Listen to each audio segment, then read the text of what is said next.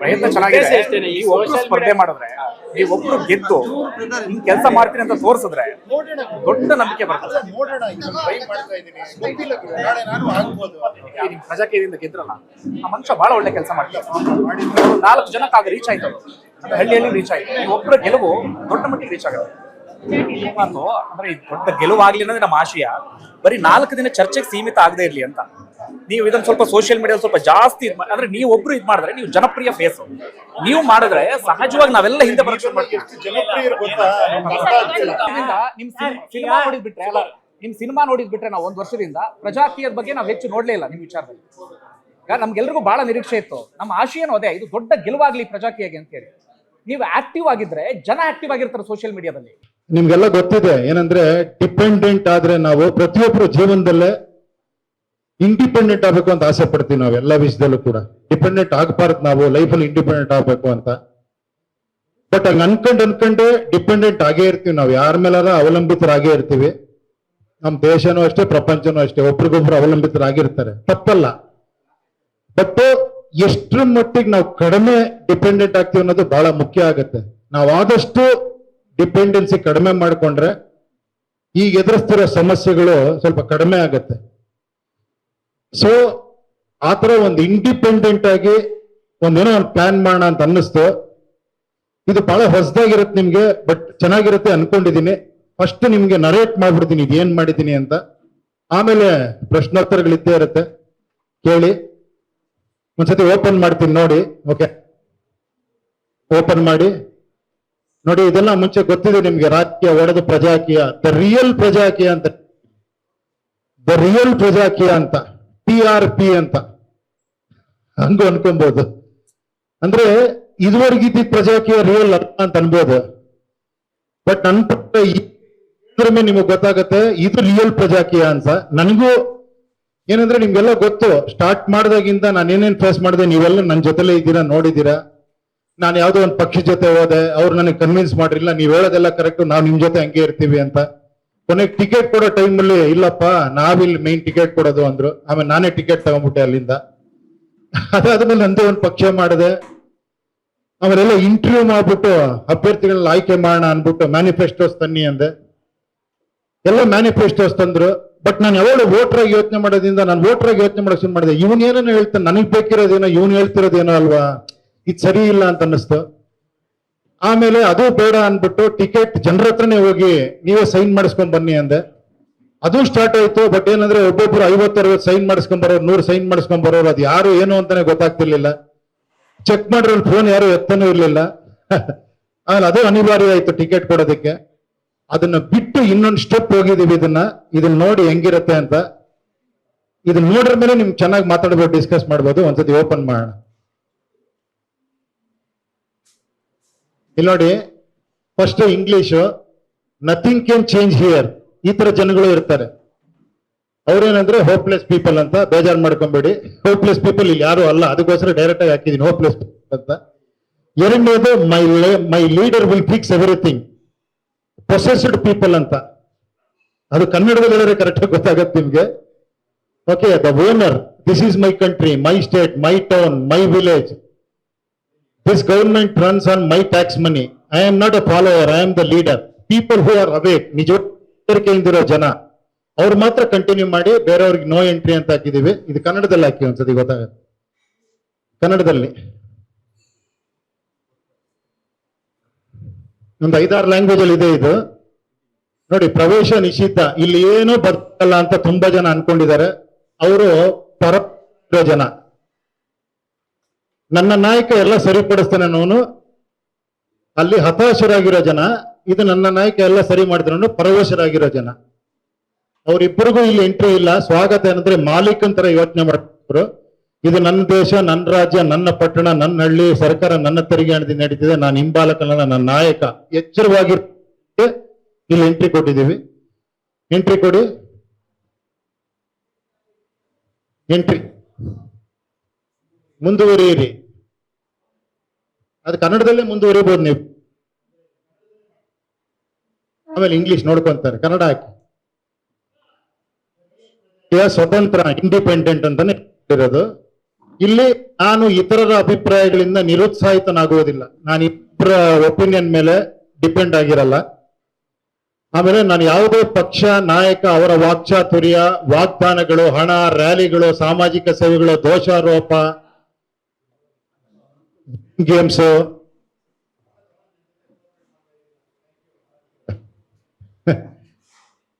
ಪ್ರತಿಭಟನೆಗಳಿಂದ ಪ್ರಭಾವಿತ, ಇವೆಲ್ಲ ರೆಗ್ಯುಲರ್ ಆಗಿ ನಾವು ಪ್ರಭಾವಿತರಾಗೋದು ಹೆಂಗೆ ಅಂದ್ರೆ ಈ ತರ ಯಾವುದು ಆಗಲ್ಲ. ನಾನು ಒಂದ್ಸತಿ ಪ್ರತಿಭಟನೆ ಮಾಡ್ತೀನಿ ಅಂದ್ರೆ ರೈಟ್ ಟು ರೀಕಾಲ್.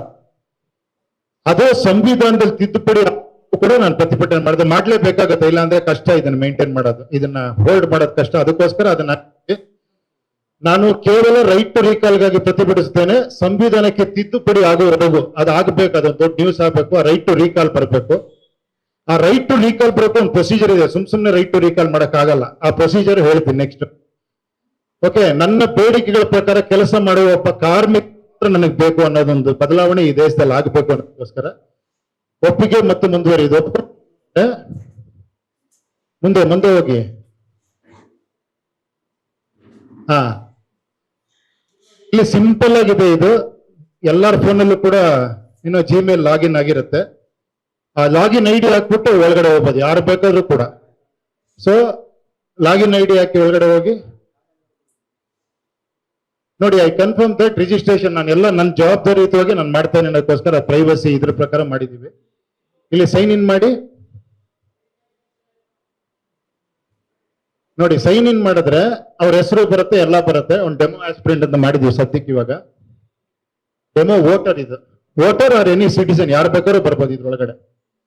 ಇಲ್ಲೇ the real project from today I am not a follower who follows others, blindly follows other. I am a revolutionary citizen who has decide to take responsibility. ನಾನು ಜವಾಬ್ದಾರಿ ತಗೊಂತೀನಿ ಅನ್ನೋರು ಮಾತ್ರ ಇಲ್ಲಿ ಒಳಗೆ ಬರ್ಬೇಕು ಅನ್ನೋದೇ ಮೈನ್ ಉದ್ದೇಶ. ಇಲ್ಲಿ ನೆಕ್ಸ್ಟ್ ಹೋಗಿ ಕನ್ನಡ ಇಂಗ್ಲಿಷ್ ಎರಡು ಹಾಕ್ಬಿಡಿ. ಕನ್ನಡ ಹಾಕಿ, ಎರಡು ಮಿಕ್ಸ್ ಮಾಡಿದ್ದೀರಾ, ಸ್ವಲ್ಪ ಕನ್ನಡ ಹಾಕಿ. ಹಾ, ಕನ್ನಡ ಬರುತ್ತಾ? ಬರಲ್ವಾ? ಕನ್ನಡ ಬರ್ಲಿರಿ. ನೋಡಿ, ಇದೆಲ್ಲ ಯಾರು ಲಾಗಿನ್ ಆಗ್ತಾರೋ ಅವ್ರದ್ದೆಲ್ಲ ಬರುತ್ತೆ ಈ ತರ. ಎಷ್ಟು ಜನ ಬೇಕಾದ್ರೆ ಲಾಗಿನ್ ಆಗೋದು, ಲಕ್ಷ ಜನ, ಕೋಟಿ ಜನ ಬೇಕಾದ್ರೂ ಹಾಕ್ಬೋದು. ಈ ತರ ಬರುತ್ತೆ. ನೆಕ್ಸ್ಟ್ ಬ್ಯಾಕ್ ಹೋಗಿ.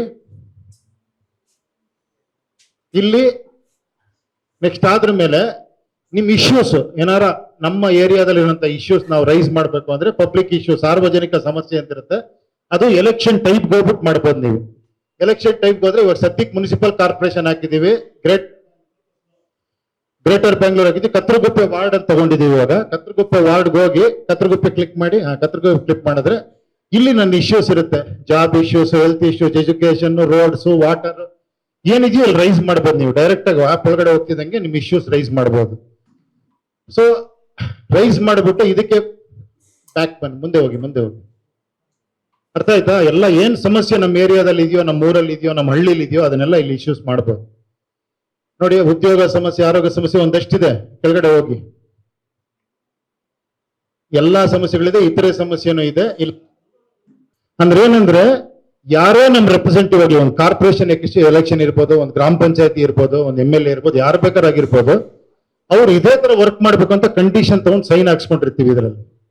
ಅದೇನಂದ್ರೆ ಫಸ್ಟ್ ಎಲ್ಲರನ್ನು ಕನೆಕ್ಟ್ ಮಾಡ್ಬೇಕು. ಅವನು ಈ ಫೋರಮ್ ಅಲ್ಲಿ ಬಂದವನು ಪ್ರತಿಯೊಬ್ಬರು ಜನನು ಕನೆಕ್ಟ್ ಮಾಡ್ಬೇಕು. ಅದು ಬೇರೆ ಬೇರೆ ರೀತಿ, working with administration, discuss with people, ಬೇರೆ ಬೇರೆ ತರ ಕಂಪ್ಲೇಂಟ್ ಬಾಕ್ಸಸ್ ಇರ್ಬೋದು, ಡೈರೆಕ್ಟ್ ಮಾತಾಡೋದಿರ್ಬೋದು, ವಿಡಿಯೋ ಕಾಲ್ ಮಾಡಿರ್ಬೋದು, ಎಲ್ಲ ಹಲವಾರು ರೀತಿಯಲ್ಲಿ ಅವ್ನು ಕನೆಕ್ಟ್ ಆಗ್ಬೇಕು. ಕನೆಕ್ಟ್ ಆಗಿ ಕೆಳಗಡೆ ಹಿಂದೆ ಹೋಗಿ, ನಾನು ನೋಡ್ತಾ ಇರ್ಬೇಕು ನೀವು. ನೋಡಿ, ಇಲ್ಲೆಲ್ಲ ಇದೆ ಹೆಂಗ್ ಕನೆಕ್ಟ್ ಆಗ್ಬೇಕು ಅಂತ. ನೆಕ್ಸ್ಟ್ ಮೇಲೆ ಹೋಗಿ.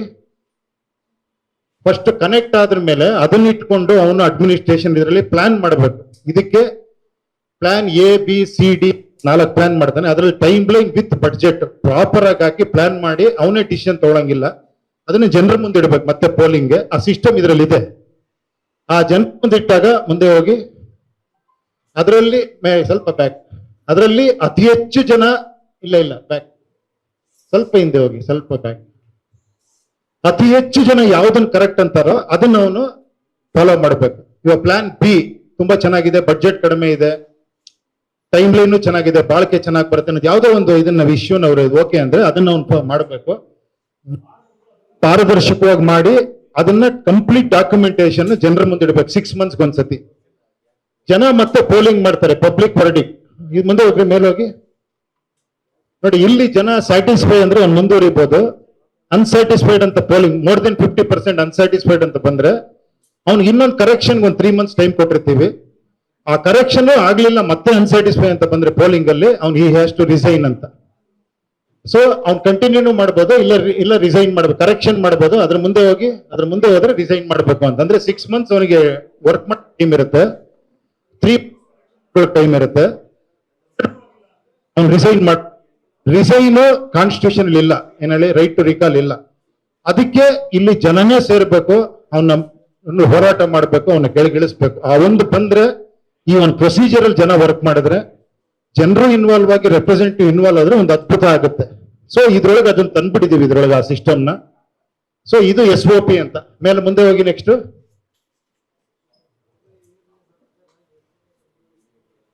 ಇದು ಕನ್ನಡದಲ್ಲಿ ಇದೆ, ಅದೇ ತರ ಇಂಗ್ಲಿಷ್ ಅಲ್ಲೂ ಇದೆ. SOP ಆದ್ರ ಮೇಲೆ ಇಲ್ಲಿ ಬರುತ್ತೆ. ಇಲ್ಲಿ ಏನಂದ್ರೆ ವೋಟರ್ಗೆ ಈ ತರ ವರ್ಕ್ ಮಾಡ್ತೀನಿ ಅಂತ ರೆಡಿಯಾಗಿ ಬಂದಿರೋ ಆಸ್ಪಿರೆಂಟ್ಸ್ ಯಾರ್ಯಾರಿದ್ದಾರೆ ಅಂತ. ಬ್ಯಾಕ್ ಹೋಗ್ರಿ, ನನ್ನ ಕ್ಷೇತ್ರದ ಆಕಾಂಕ್ಷಿಗಳು ಹೋಗಿ ಫಾರ್ವರ್ಡ್ ಹೋಗಿ ನೋಡಿ. ಇಲ್ಲಿ ನಿಲ್ಸ್ಕೊಳ್ಳಿ. ಇಲ್ಲಿ ಈ ಇದಕ್ಕೆಲ್ಲ ಒಪ್ಪಿ ನಾನು ಏನೋ ಆಸ್ಪಿರೆಂಟ್ ಹಿಂಗ್ ಒಳಗ್ ಬರ್ಬೋದು ಅಂತ ಹೇಳ್ತೀನಿ ನೆಕ್ಸ್ಟ್ ಇದರಲ್ಲಿ. ಇಲ್ಲ ಒಪ್ಪಿ ಒಳಗ್ ಬಂದಿರೋರು ಒಂದ್ 3 ಜನ ಇದಾರೆ ಅನ್ಕೊಳ್ಳಿ ನನ್ನ ಇದಕ್ಕೆ. ಫಾರ್ ಎಕ್ಸಾಂಪಲ್ ಇವಾಗ ನಾಳೆ ಕಾರ್ಪೊರೇಷನ್ ಎಲೆಕ್ಷನ್ ಬರುತ್ತೆ. ಈ ಒಂದು ಇದನ್ನ ಒಪ್ಪಿ ಒಳಗ್ ಬಂದಿದ್ರೆ ಅವ್ನು ಈ ತರ ಒಳಗ್ ಬರ್ತಾನೆ. ಅಂದ್ರೆ 3 ಜನ ಬಂದಿಯಾರ ಒಂದು ಏರಿಯಾ ಕತ್ರಗುಪ್ಪೆ ಅನ್ನೋ ವಾರ್ಡ್ಗೆ.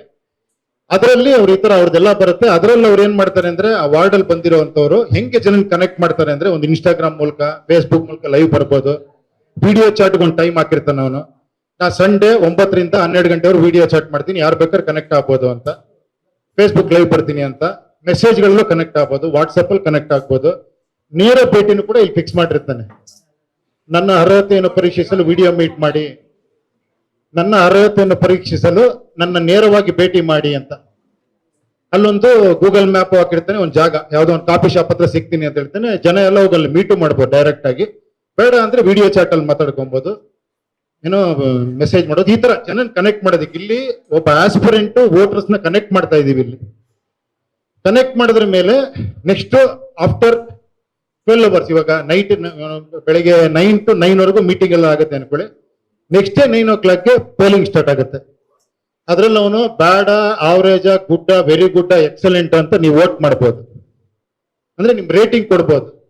ಈಗ 1000 ಜನ ಬಂದು ಅವ್ನು ಎಕ್ಸಲೆಂಟ್ ಕೊಟ್ರೆ ಅವನು 5 ಹೋಗ್ತಾನೆ ಮಾರ್ಕ್ಸ್. ಅರ್ಥ ಆಯ್ತಾ? ಗೊತ್ತಾಗ್ತಾ ಇದೆಯಲ್ಲ? ಈ ತರ ಬ್ಯಾಡ್ ಅಂದ್ರೆ ಬ್ಯಾಡ್ ಆಗ್ತಾ ಇರ್ತಾನೆ. ಅವ್ನು ಮತ್ತೆ ಇನ್ನೊಂದು ಮೀಟಿಂಗ್ ಮಾಡಿ ಜನರನ್ನ ಕನ್ವಿನ್ಸ್ ಮಾಡಿಲ್ಲ, ನಿಮ್ಗೆ ಹೇಳ್ದಂಗೆ ವರ್ಕ್ ಮಾಡ್ತೀನಿ, ಇದೇ ತರ ಮಾಡ್ತೀನಿ ಅಂತ ಹೇಳಿ. It's only interaction between voters and aspirant. ಇಲ್ಲಿ ಇದು ಫಾರ್ ಎಕ್ಸಾಂಪಲ್ 1 ತಿಂಗಳು ಎಲೆಕ್ಷನ್ ಟೈಮ್ ಇದೆ ಅಂದ್ರೆ 1 ತಿಂಗಳು ಅವ್ನ ಜನರ ಕಾಂಟ್ಯಾಕ್ಟ್ ಅಲ್ಲಿ ಇದ್ದು ಅವ್ನು ಇದನ್ನ ರೈಸ್ ಮಾಡ್ಕೊಬೇಕು. ಅವ್ನು ವೆರಿ ಗುಡ್ ಅಂತ ಬಂದಿದ್ರೆ ಬೇರೆಯವ್ರಿಗೆ ರಿಕ್ವೆಸ್ಟ್ ಮಾಡಿದೀವಿ, ನೀವು ಕಾಂಪೀಟ್ ಮಾಡಬೇಡಿ ಅಂತ. ಅದನ್ನ ನಾವು ಹೇಳಂಗಿಲ್ಲ. ಅವನೇ ಕಾಂಪೀಟ್ ಮಾಡಿದ್ರೆ ಫಸ್ಟ್ ಯಾರು ಬಂದಿರ್ತಾರೆ ರೇಟಿಂಗ್, ಅವನಿಗೆ ಎಲೆಕ್ಷನ್ ಇಲ್ಲದಕ್ಕೆ ಅವನು ಸಹಕರಿಸಬೇಕು. ಈ ಶುಡ್ ಸಪೋರ್ಟ್ ಹಿಮ್. ಅರ್ಥ ಆಯ್ತಾ? ಅವಾಗ ಒಬ್ಬರೇ ನಿಂತ್ಕೊಂತಾರೆ ಪ್ರಜಾಕೀಯದಿಂದ. ಸೊ ಈ ತರ ಆಗಿ ಇದ್ರ ನೆಕ್ಸ್ಟ್ ನಿಮ್ಗೆ ಗೊತ್ತಾಯಿದೆ, ನೆಕ್ಸ್ಟ್ ಎಲೆಕ್ಷನ್ಗೆ ಹೋಗ್ತಾರೆ. ಎಲೆಕ್ಷನ್ ಆದ್ರ ಮೇಲೆ ಇದೇ ಸಿಸ್ಟಮ್ ಬಂದು SOP ತರ ವರ್ಕ್ ಮಾಡ್ಬೇಕು. ಇದು ಓವರ್ ಆಲ್ ಕಾನ್ಸೆಪ್ಟ್. ಓಕೆನಾ? ಇದು ವೋಟರ್ಸ್ಗೆ ಅಂದ್ರೆ ಸಿಟಿಸನ್ಸ್ಗೆ ಯಾರು ಬೇಕಾದ್ರೂ ಬರ್ಬೋದು. ಏನಿಲ್ಲ, ಸಿಂಪಲ್ ಆಗಿ ಇನ್ನೊಂದ್ಸತಿ ಹೇಳ್ಬಿಡ್ತೀನಿ. ನೀವು ಬರ್ತೀರಾ, ಇಲ್ಲಿ ಗೂಗಲ್ ID ಇದು ಮಾಡಿ, ಅಲ್ಲಿ ನಿಮ್ಮ ಏರಿಯಾ ಹೊಡಿತೀರಾ, ನಿಮ್ಮ ಏರಿಯಾದಲ್ಲಿ ಇಶ್ಯೂನ್ ರೈಸ್ ಮಾಡ್ತೀರಾ, ನಿಮ್ಮ ಏರಿಯಾದಲ್ಲಿ ಯಾರು ಎಲೆಕ್ಷನ್ ನಿಂತೀರಾ ಹುಡುಕ್ತೀರಾ, ಅಲ್ಲಿ ಯಾರು ನಿಂತಿದ್ರೆ ಅವನ್ನ ಕನೆಕ್ಟ್ ಮಾಡ್ಕೊಂತೀರಾ. ಯಾರು ನಿಂತಿಲ್ಲ ಅಂದ್ರೆ ನೀವು ಅಭ್ಯರ್ಥಿ ಆಗ್ಬೋದು. ಓಕೆನಾ? ಇಲ್ಲ ಅಂದ್ರೆ ಅವನ ಜೊತೆ ಕನೆಕ್ಟ್ ಮಾಡಿ ಕಾಂಟ್ಯಾಕ್ಟ್ ಅಲ್ಲಿ ಇದ್ದು ಅವ್ನು ಚೆನ್ನಾಗಿದ್ದಾನೆ, ಕರೆಕ್ಟ್ ವ್ಯಕ್ತಿ ಅಂದ್ರೆ ಸೆಲೆಕ್ಷನ್ ಆಗುತ್ತೆ. ಅಲ್ಲಿ ಸೆಲೆಕ್ಷನ್ ಆದ್ಮೇಲೆ ನಾವು ಎಲೆಕ್ಷನ್ಗೆ ಹೋಗ್ತಾನೆ. ಎಲೆಕ್ಷನ್ ಆದ್ಮೇಲೆ ಮತ್ತೆ SOP ಕರೆಕ್ಷನ್ಗೆ ಅದಕ್ಕೆಲ್ಲ ಬರ್ತಾನೆ ಪ್ರೊಸೀಜರ್ಗೆ. ಓಕೆನಾ? ಶಣ ಅರ್ಥ ಆಗ್ತಿದೆಯಲ್ವಾ? ಏನ್ ಇಷ್ಟೊಂದು ಹೋಪ್ಸ್ ಇದೆ ಇವ್ರಿಗೆ ಅನ್ಕೊಂತಾ ಇದ್ದೀರಾ? ನಿಜೋಳು ಹೋಪ್ಸ್ ಇದೆ ತುಂಬಾ. ಇದೇನಿದ್ರು ಒಂದು platform to connect voters with aspirants. ಓಕೆನಾ? ಅಂದ್ರೆ ಇಲ್ಲಿ ಸೆಲೆಕ್ಷನ್ ಯಾವ್ದೋ ಪಾರ್ಟಿ ಮಾಡಲ್ಲ, ನಾನ್ ಬಿ ಫಾರಂ ಕೊಡಲ್ಲ, ಜನನೇ ಕೊಡ್ತಾರೆ. ಇಂಡೈರೆಕ್ಟ್ ಆಗಿ ಜನನೇ ಡಿಸೈಡ್ ಮಾಡ್ತಾರೆ. ಯಾರು ಜಾಸ್ತಿ ಜನ ಇಷ್ಟಪಡ್ತಾರೋ ಅವ್ರ ಎಲೆಕ್ಷನ್ ನಿಂತ್ಕೊಂತಾರೆ, ಅವ್ರು ಇದೇ ತರ ಬಂದು ವರ್ಕ್ ಮಾಡ್ತಾರೆ. ಇದು ಮೇನ್ ಕಾನ್ಸೆಪ್ಟ್. ಇವಾಗ ಹೆಂಗಿದೆ ಅಂತ ನೀವ್ ಹೇಳ್ಬೇಕಂದ್ರೆ ಕನ್ಫ್ಯೂಷನ್ ಆಯ್ತಾ? ಹೇಳ್ಬೇಕು.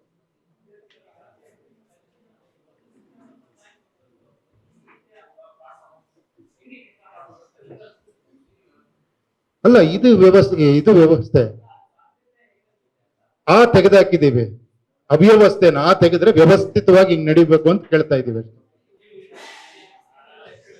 ಅದಕ್ಕೆ ಫಸ್ಟ್ ಹೇಳಿದೆ ನಾನು, ಅಲ್ಲ ಕೇಳಿ ಅದೇ ಹೇಳಿದ್ದು, ಡಿಪೆಂಡೆಂಟ್ ಆಗಿ ಯೋಚನೆ ಮಾಡೋರ್ಗೆ ಇದಲ್ಲ, ಇಂಡಿಪೆಂಡೆಂಟ್ ಆಗಿ ಯೋಚನೆ ಮಾಡೋರ್ಗೆ ಇದು.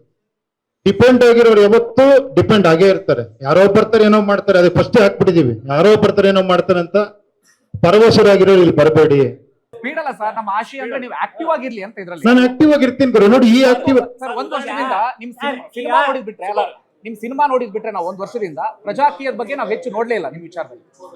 ಈಗ ನಮ್ಗೆಲ್ರಿಗೂ ಬಹಳ ನಿರೀಕ್ಷೆ ಇತ್ತು, ನಮ್ಮ ಆಶಯನೂ ಅದೇ, ಇದು ದೊಡ್ಡ ಗೆಲುವಾಗ್ಲಿ ಪ್ರಜಾಕೀಯಗೆ ಅಂತ ಹೇಳಿ. ನೀವು ಆಕ್ಟಿವ್ ಆಗಿದ್ರೆ ಜನ ಆಕ್ಟಿವ್ ಆಗಿರ್ತಾರೆ ಸೋಷಿಯಲ್ ಮೀಡಿಯಾದಲ್ಲಿ. ನಿಮ್ ಆಕ್ಟಿವ್ ಆಗಿ ಕಾಣ್ಲೇ ಇಲ್ಲ ನಮಗೆ ಪ್ರಜಾಕೀಯ ವಿಚಾರದಲ್ಲಿ. ಅಲ್ಲ, ನಾನು ನೋಡಿ ಮತ್ತೆ ಎಷ್ಟು ಡಿಪೆಂಡೆನ್ಸಿ ಇದೆ ನೋಡಿ ನಿಜವಾಗ್ಲು. ವಿಜಯ್ ಪಕ್ಷ ಮಾಡಿದ್ದಾರೆ, ಆದ್ರೆ ವಿಜಯ್ ಲೀಡ್ ಮಾಡ್ತಾ ಇದ್ದಾರೆ. ಅವರು ಎಲೆಕ್ಷನ್ 2 ಕಡೆ ನಿಂತಿದ್ದಾರೆ. ನಿಮ್ಗೆ ಬೇಕು ಅಂದ್ರೆ ನಿಮ್ಗೆ ಇನ್ನೊಬ್ರು ಬರ್ತಾರೆ, ಮಾಡಿ ಒಬ್ಬ ನಾಯಕ ಬಂದು ಎಲ್ಲ ಬದಲಾವಣೆ ಮಾಡ್ತಾನೆ. ವೆಯ್ಟ್ ಮಾಡಿ ಬರ್ತಾನೆ ಒಬ್ಬ. ಬರ್ತೀನಿ, ನಾನ್ ಬರ್ತೀನಿ.